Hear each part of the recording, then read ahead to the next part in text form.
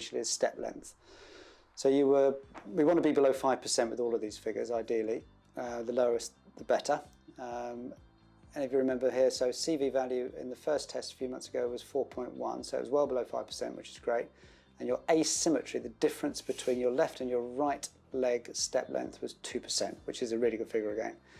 Then we look at today, and this is now with the insoles in, 2 weeks post the injury. You've come down to 3.3% on the CV value, which is obviously even better, and you're absolutely bang on symmetrical. Wow. So that's the injuries helped. Yeah, well, at the moment you're walking nicely. Very similar. Everything's pretty much the same. Marginal differences, a little bit less on the CV value, so you're moving quite efficiently, but a little bit less symmetrical in the balance phases. Right, which ankle is it you've injured? Right leg, yeah, so the right leg is showing a bit higher, both in the stance phase and swing phase, but actually in single support, it's all right. Okay, this is going to be an interesting one. Load response. Yeah, so load response, which is the management of the rotation in and out, pronation into supination. Left foot, slightly less efficient. Right foot, pretty much exactly the same. And the symmetry is slightly better, 1.3%.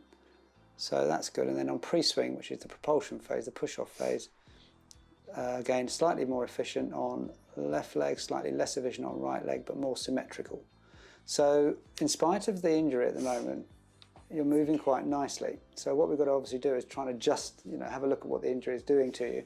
Okay. But that's actually quite surprising, isn't it, when you look at these things? Would have expected you to have had a few issues in your movement pattern. Good. Okay, well, that's interesting. Let's get going with some treatment.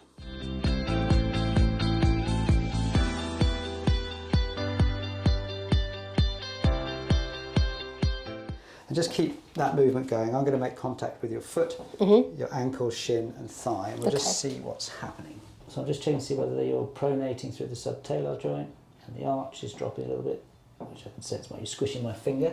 We're looking whether you get medial rotation through the tibia, which you are, which is great. And then we're looking at the thigh, following that into medial rotation as well. Good. So if you now step through with your left foot and then back and keep that movement going. Is that okay on the ankle now? Mm-hmm. So as soon as you step through, again, you remember we're looking for lateral rotation through the femur, which we're getting. Yeah.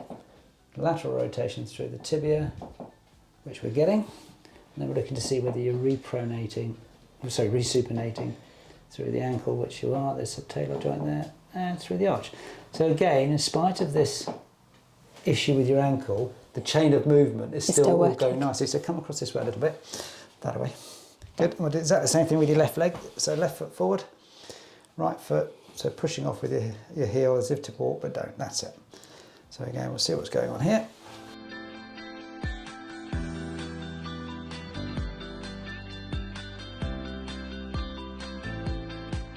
The kinetic chain's all happening, so you haven't messed up, as evidenced by the gait assessment. Yep. Because you were so symmetrical, this sort of stuff pretty much had to be happening quite well, and it is.